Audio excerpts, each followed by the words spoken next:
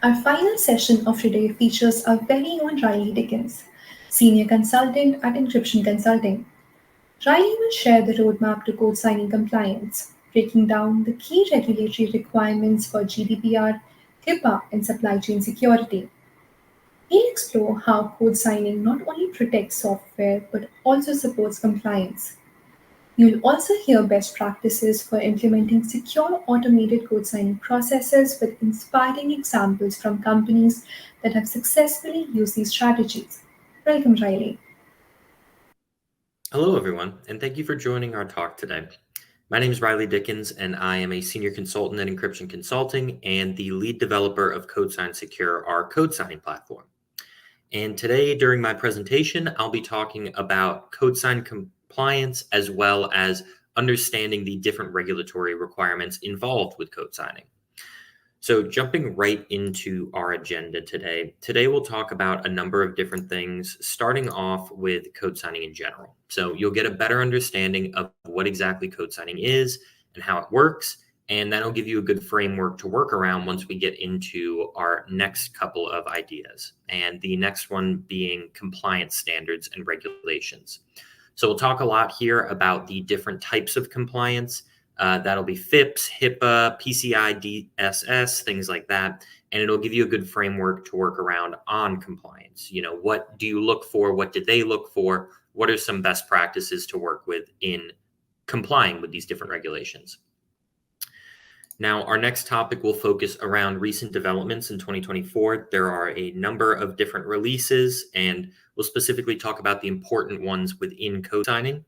And then after that, we'll get into supply chain security. So just basically understanding what supply chain security is and how it works and how you can use best practices to secure that code signing supply chain.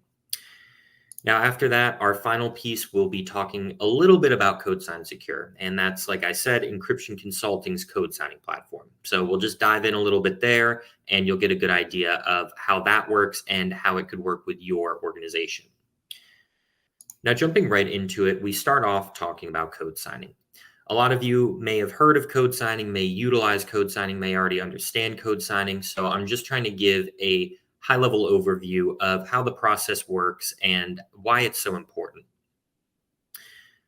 Now, with code signing, there are a few different steps, and these steps start off with generating your key pair and the certificate associated with it. So with recent rulings that we'll talk about later on, HSMs or hardware security modules are necessary for code signing practices. So utilizing an HSM to generate your key pair is very vital, and understanding how that works. So what the HSM will do is you'll ask it to generate a key pair that is a public and a private key, and those will be created on the HSM, and the public key will be put onto the digital certificate, and the private key will stay in the HSM. So this gives you a good idea of how you can actually identify that a private key is yours, because the private key never actually leaves the HSM. So it's always stored within that HSM, and the public key itself is something that is public, that anyone can see on that code signing certificate, and that goes out to the world and associates it mathematically with the private key. Now, our next step in the code signing process will be creating the hash of the code or the file being signed. So a hash is basically you put your code or the file being signed through a hashing algorithm, and that algorithm will output a fixed length hash digest, it's called. And this hash digest is a one-way process. You can't actually revert it, or, as you may have heard before, decrypt it or anything like that. It's a one-way process. It's done, and it can't be broken. So it's a great way of keeping your files secure, especially with code signing. Usually what you're doing is sending your file or your code across the network and having it be signed by the HSM, and it will be hashed on the server side. Whereas the better way nowadays to do it is client-side hashing. You hash the file before you even send it out, and that ensures that that hash, the file itself as well, are kept secure. If an attacker actually took it in the process of sending it across to the HSM, they would have something that's basically useless to them. They can't change the code at any point. They can't do anything like that. All they have is the hash of the file. So once that hash of the file is created, we then move to our next step, which is actual signature generation. So what you would normally do, especially with a private key stored in an HSM, that private key is what's going to be doing the signature creation. So you're sending over the hash to the HSM, and the HSM knows, since you're also providing the code signing certificate, that you want to use the specific private key associated with the public key in the certificate. So what the HSM then does is it will generate this signature, which is basically just encrypting the hash. So the hash itself is encrypted and put together with a timestamp, and that creates our actual digital signature. Now, when actually combining the digital signature and the code signing certificate, because you do want that code signing certificate so that you know that the company that's signing the code is putting their stamp of approval and that they've signed it, you bundle these together when you actually put them in the file. So the file itself will then be packaged together with that code signing certificate, with that signature and that timestamp, and you'll have your signed file. So now you can distribute that signed file out to anyone, and when they go ahead and run that software or firmware, whatever it may be, say it's an application that's signed, and they run it on their machine, you'll get that very common pop-up you see that says, do you trust this piece of software? It was signed by this organization, and since you signed the code with the certificate, you are putting your name on the product. So it's very important to do code signing, and it's very important to ensure you do it properly. Making sure you're meeting different regulations is very, very important. And there are a number of different ones depending on your location, your industry, things like that, that we need to focus on. So moving to our next section, we'll talk about those compliances. We'll talk about things like FIPS. We'll talk about HIPAA. We'll talk about PCI DSS. And at first, some of these might not make sense as to why we talk about them in a code signing talk, but you'll see very quickly why we bring these up. So starting off with our data regulations, I always like to start with FIPS. FIPS is the Federal Information Processing Standard. This is a very, very common one, especially if you've worked before with different HSMs. You'll have heard of FIPS 140-2, level 2 or 3, and you'll see this a lot within the code signing space. This is basically a compliance measure created by the National Institute of Standards and Technology, or the NIST, that is basically setting standards for cryptographic modules. So within a hardware security module, an HSM, you have these cryptographic modules that actually store the private keys and do the operations like generating a signature or signing code, things like that. So it's very important to understand that you need to follow a lot of these procedures when you're within the code signing space. So talking about the different parts of FIPS, the key points or the key FIPS standards that I tend to talk about, the first most important one is FIPS 140-2 and 140-3. These are referred to sometimes as the FIPS 140 series, and these are the ones that focus around cryptographic modules specifically. So ensuring that you're protecting sensitive data and using proper technology to store your keys, and making sure that even if the data is unclassified, you're still protecting it properly. Now, outside of the FIPS 140 series, a few of these you may have heard of, but for the most part, they may be new to you, especially if you're not deep into the compliance space. So FIPS 197 is another important standard that we like to talk about. And this deals with the Advanced Encryption Standard, or AES. So a lot of you may utilize encryption keys, may have heard of the AES keys or AES algorithm, things like that. So you may be very well aware of what AES is, but FIPS 197 actually sets the standard for AES. So it's very important to know that that is set with FIPS 197 and goes hand in hand with the other FIPS values we'll be talking about. Now there's also the FIPS 186 series. This is FIPS 186-4 and -5. And these are more focused around digital signatures. So as you would expect, there are standards for compliance with digital signatures out there. And it's basically ensuring you're using approved algorithms when generating your signatures. So you want to make sure you're using something like RSA, DSA, EC-DSA. These are a lot of the approved algorithms that should be used and are used for digital signatures. Now, our final series we'll talk about is the FIPS 180 series, and this is dealing with hashing or secure hashing algorithms.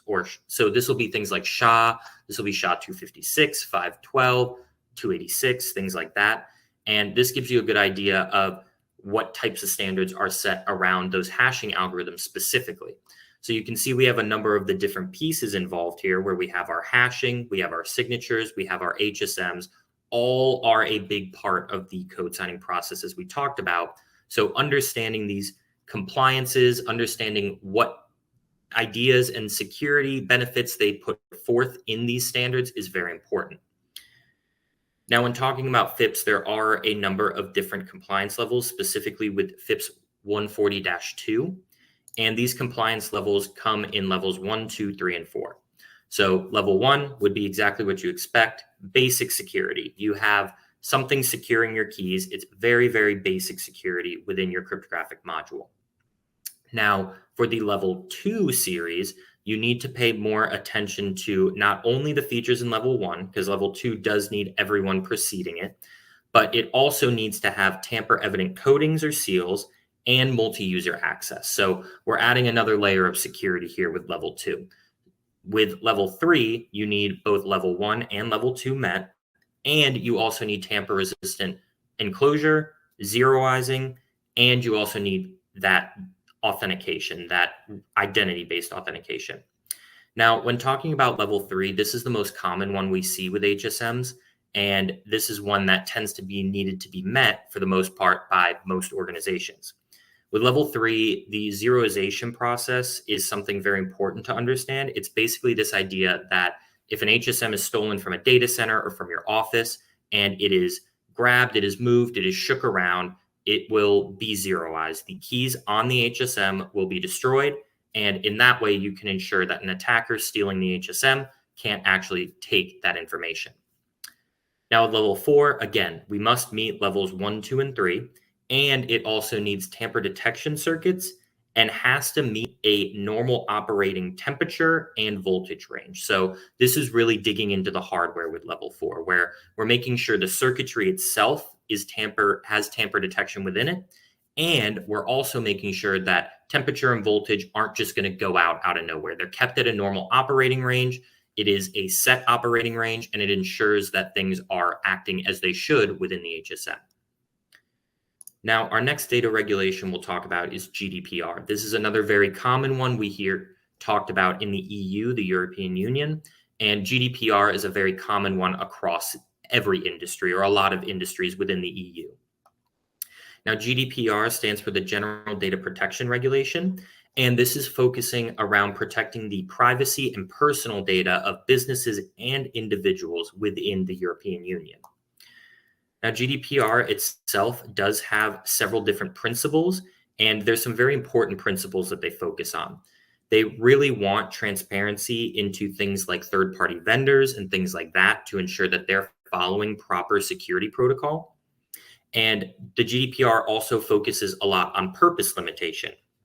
Now, the idea here is if you're asking a user for data, especially private data, you need to have a good reason for it, and it better be a really good reason, because the EU takes these GDPR laws very seriously. We'll talk about it in a minute here, but there are a lot of fines involved with not meeting these, and you really can't do a lot without meeting these certain regulations and standards. Now, data minimization is another important one that we talk about with GDPR. This is basically the idea of if you are taking data from a user and they're aware of it, they do have to consent to this.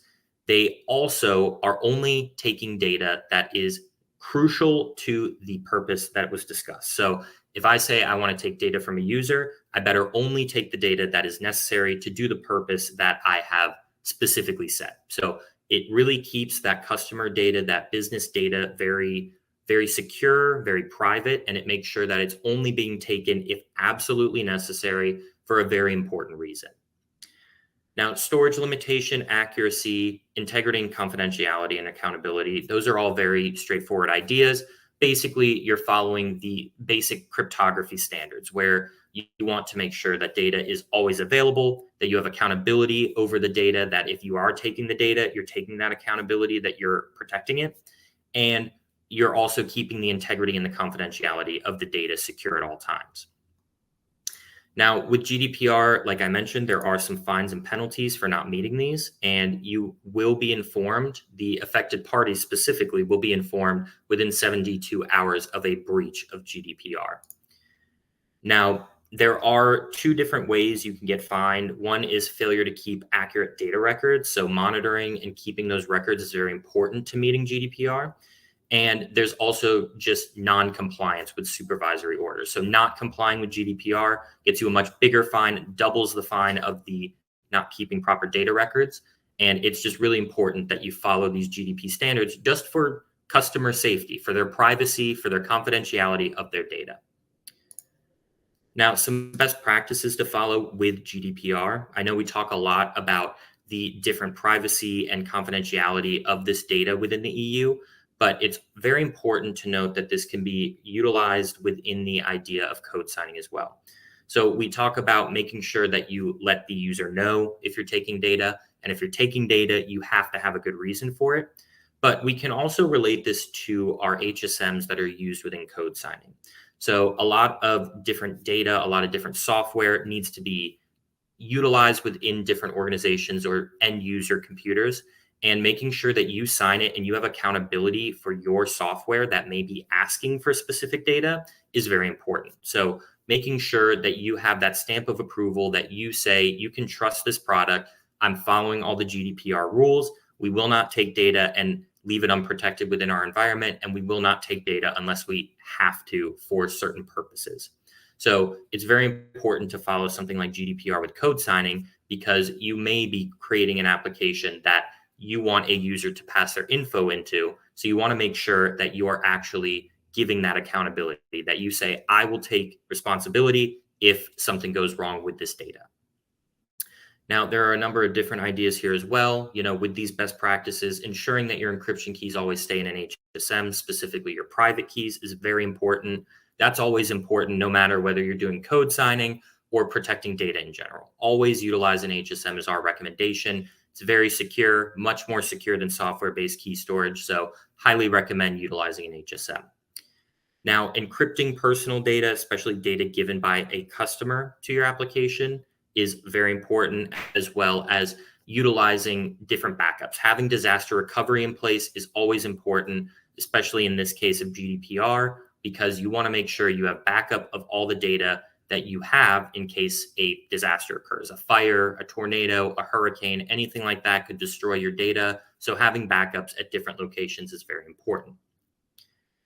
Now, our next data regulation is HIPAA. And HIPAA is something you've probably heard of a lot, especially in regards to hospitals and different patient electronic information. And it may seem a bit out of place here with code signing, but you'll kind of get the reason that we bring this up here in a minute. So HIPAA itself is referred to as Health Insurance Portability and Accountability Act. And this basically sets those strict standards for standard patient information, especially that electronic protected health information, or EPHI. So basically making sure that a patient's records are kept specifically to themselves and to those allowed to view it. That would usually be their primary care doctor, the doctor that's working on them, or someone that they allow, like a spouse or something like that, to view that information. So having HIPAA in place in these hospitals is very important, because patient data is kept very private and very confidential. Now, looking through the different rules of HIPAA, there's a lot of different rules in place with HIPAA, and these are very important to getting a better idea of what you would need to do with best practice in mind for meeting HIPAA. Now, HIPAA itself has privacy and security rules, which are basically the who can access data and why, as well as the how they can access that data. So privacy rules are the idea of who can access it, why should they be able to access it. So that'd be primary care doctor. That would be someone approved, like a spouse or the patient themselves. And then the security rule is that idea of how can they view that? How are they viewing that securely, ensuring that that patient data can't just be taken and given to anyone or stolen by someone, and only those that should have access to it have access to it. Now, additionally, there's the transaction rule, which is the idea of sending personal patient data across the network and making sure that that is protected properly. And then you have unique identifiers and enforcement, which is basically these two ideas of making sure that you have unique identifiers for the data so that patient data doesn't go from one Steve Miller to another Steve Miller, and you have someone else's patient information available to you now. And then we also have that enforcement rule, which is basically enforcing that you have everything in place to keep this data private, to keep it secure, and you're monitoring at all times. You want to make sure you're monitoring that data, and that will help you meet HIPAA very easily. Now, there are fines and penalties, just like with GDPR here, and you basically have to have these data breaches, if they occur, especially with regards to HIPAA, displayed on Office for Civil Rights and reported to that Office of Civil Rights. So just making sure that if you find out that data has been stolen or misused, you'll have 60 days of discovery, and then you have your 60 days from the end of the calendar year to let them know. Now, there are a number of different tiers to this. I won't get into the details, but you can see here that the fines are very, very, very big. So breaking HIPAA is number one on the list of do not do's within the healthcare industry. So if you work in the healthcare industry, I'm sure you're very aware of that. So when protecting that patient data within the healthcare industry, it's very important to follow a lot of best practices and have some physical safeguards in place. So restricting access to data centers where HSMs or different VMs or anything like that, storing personal data, databases, having that patient data within there is very important, making sure that only those that should access the data can access the data. And additionally, you have your idea of physical access. You have your key cards, you have cameras in place monitoring at all times. You have alarms, and you have visitors that are monitored by a approved user that should be able to access the data. So just making sure you have all these safeguards in place physically is very important. Now, technically, there are a few safeguards you can use as well. So that's encrypting that data when sending it across the network. That's implementing your different access controls and network segmentation, and also having auditing and logging techniques in place for that customer data. Now, I mentioned it may seem a little out of place talking about HIPAA, but we do see a lot of different people utilizing code signing within the healthcare industry. So maybe there's in-house tools, maybe they have different files with personally identifiable information of patients being sent across a network. So making sure that you actually, sign the file, say this is from me to the end user, they're aware of that, you're taking accountability for that. That really makes sure that you are making sure that you're meeting these best practices for HIPAA. Now, our final data regulation we'll talk about is going to be PCI DSS, the Payment Card Industry Data Security idea. So this really sets the standard for credit cards, for banking, things like that. Basically anything handling credit card information and how you should utilize HSMs to protect that credit card information and anything within that sector. Now, talking about the different categories, there's a lot of different categories. They overlap with just general security practices in general that should be met. Things like managing your vulnerabilities, making sure your systems aren't vulnerable to attack, having those different security policies in place and making sure that they are actually kept in place and monitored and kept up to date as they should be. Things like that are very basic across the industries. It's not just for the payment card industry. It's specific to every industry. You should always be monitoring. You should always make sure that you have physical and technical controls in place protecting your data. So the PCI DSS regulations are specific to the payment card industry. Now, again, more fines and penalties if you don't meet this. It really depends on a number of different factors compared to the other ones where we talk about company size, we talk about volume of transactions and things like that. And as you can see, being outside of compliance, the longer you are, the more you're going to pay. Now, there are a lot of talks within companies that have to follow PCI DSS about HSMs. HSMs tend to be the backbone of meeting PCI DSS. You have all these different interactions. You have all these different payment cards that are being utilized and the information being passed around and encrypted and protected. So making sure you have a compliant HSM is very vital. And you'll find that a lot of these may overlap. You may need to meet PCI DSS, and in turn, you're meeting FIPS 140-2 level 3. So you'll see a lot of overlap between these regulations where not one size fits all, but you can overlap a lot of your measures to actually meet multiple regulations at once.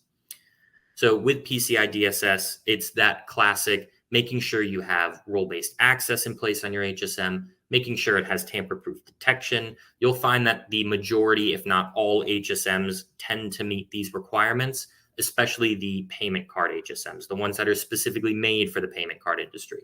So there's a number of those outside of the general purpose HSM that you'll see used a lot within different credit card companies, things like that.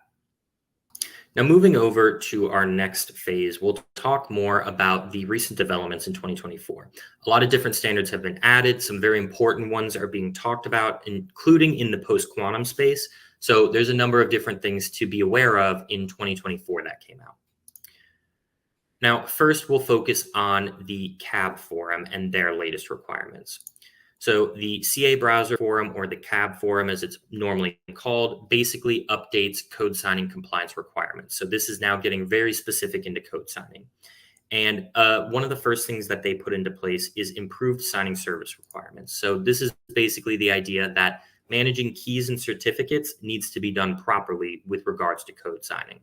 So this was signed in February 28th, 2024, but it didn't really take effect until June.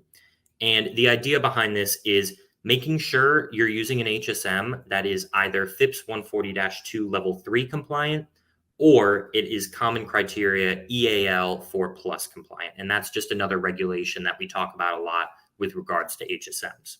So making sure you're using an HSM to protect your keys is necessary now. It's not a, oh, should I, shouldn't I? If you're code signing, you have to use an HSM from now on. And that's a very important and a very good thing to put in place. Having HSMs protects those private keys and makes sure that your signing operations happen on an HSM in a secure environment.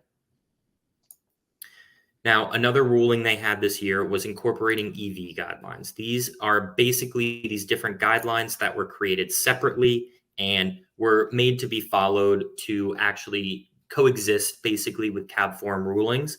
Now these EV guidelines have been incorporated into their different releases. So making sure that we have one single location with a consolidated set of requirements for users to use in the code signing space. So it really just standardized and centralized these regulations and made sure there's a one place you can look for all code signing requirements.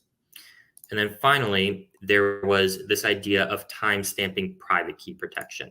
So timestamping within code signing is necessary at all times, but making sure that the timestamp certificate validity period is not over 135 months is very important. So making sure that it doesn't go beyond 15 months or something like that from the not before date is very important.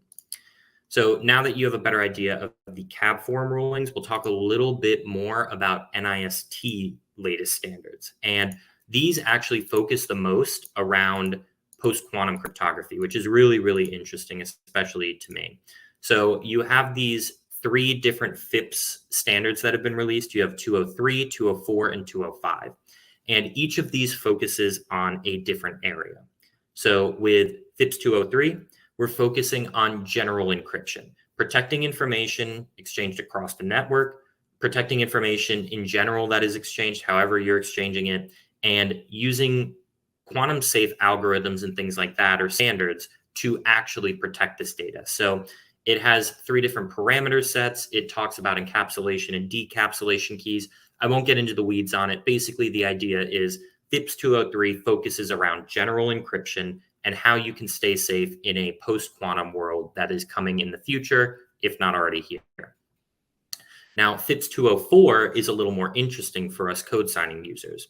This focuses on identity authentication, non-repudiation by signers, and document and code signing. So this is looking at the post-quantum cryptography world of code signing. So looking at digital signatures, how is it done? What methods are used? What algorithms are used?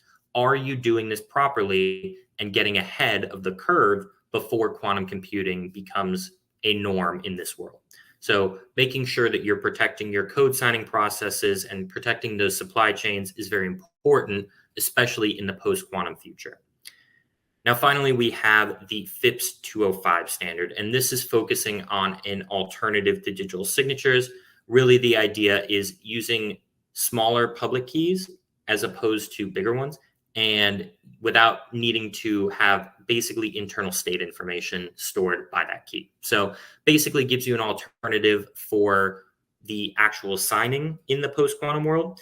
And you can see here, this is DSA, which is digital signature standard, whereas this is the hash-based digital signature standard. So this is more of a hash-based idea, whereas the other one is more of a module lattice-based idea. And these are just two different forms of mathematics that are really being dug into nowadays, especially with quantum cryptography and quantum computing on the rise. Now, one last thing before we get into CodeSign Secure, let's talk a little bit about supply chain security. Now, supply chains are very, very important, and making sure that your whole signing process, basically that whole supply chain as it's referred to, is kept secure at every point in the process is very important.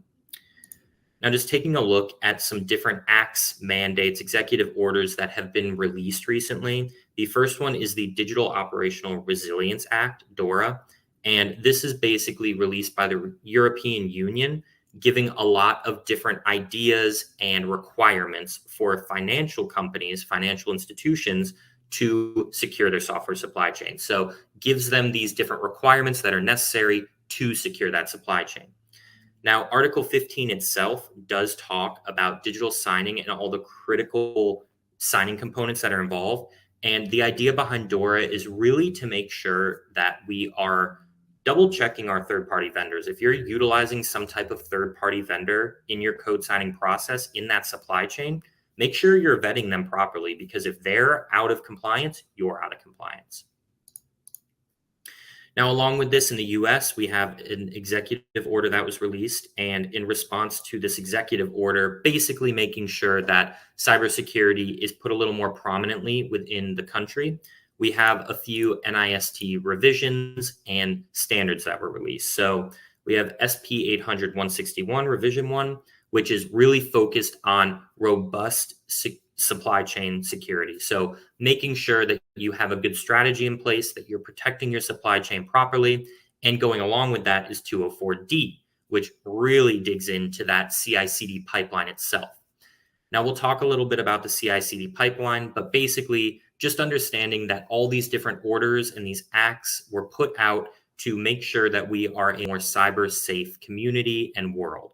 There's so many cyber attacks that happen all the time. So ensuring that your security is top priority for your organization and for your industry is very important.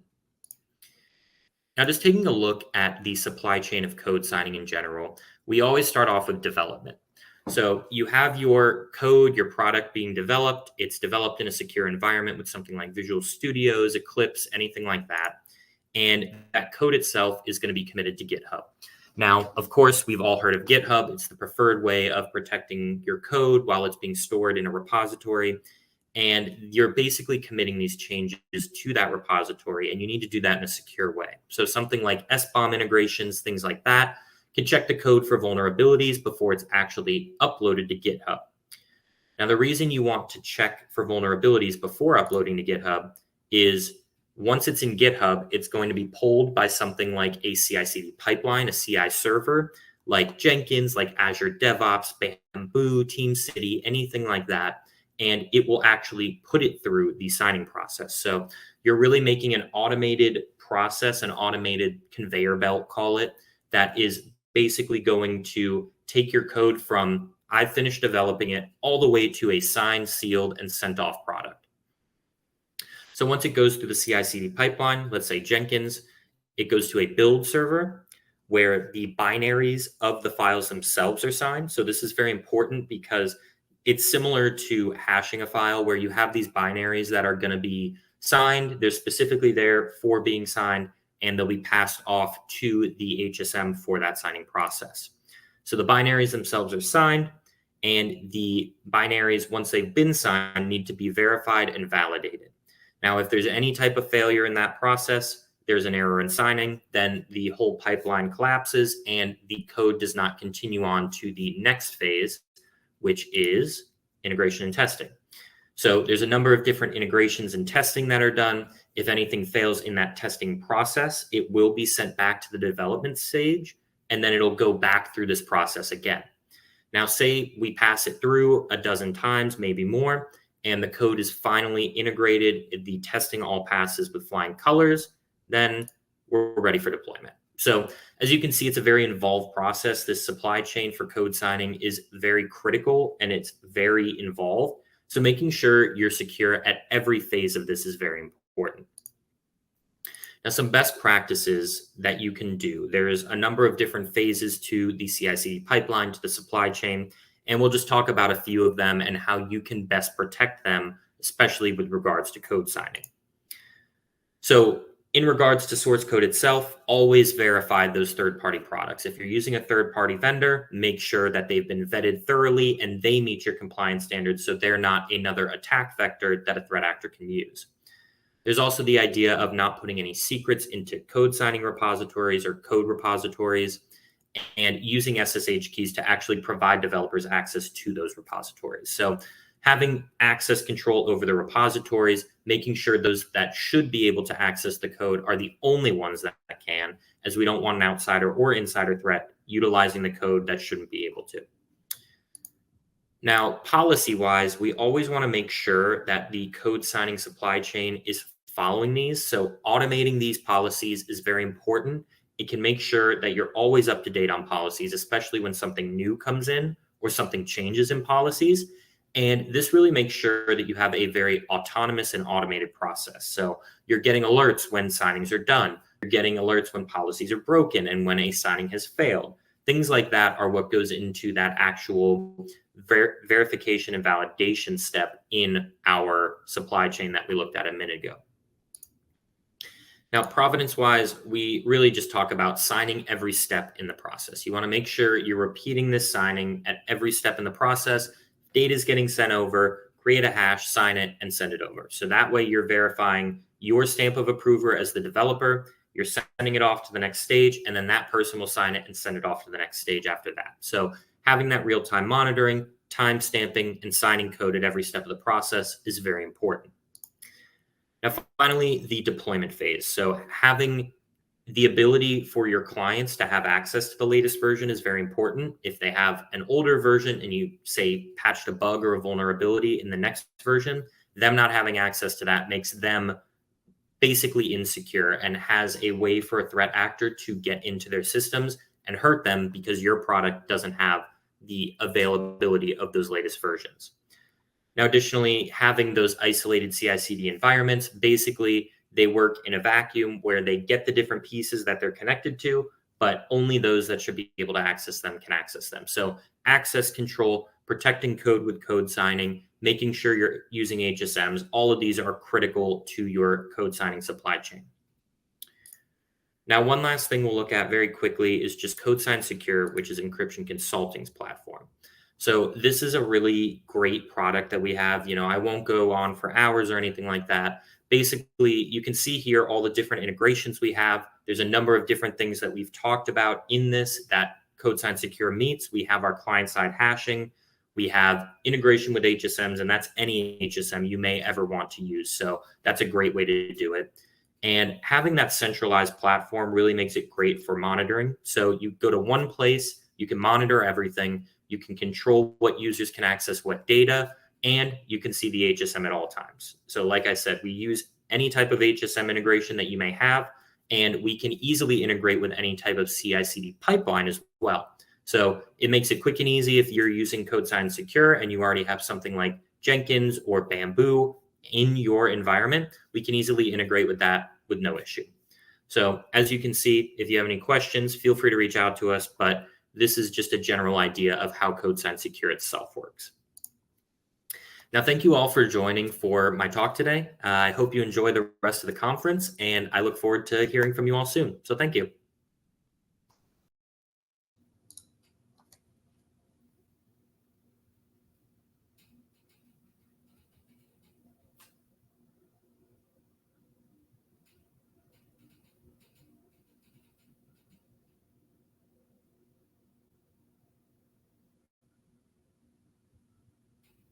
Survey, are you there?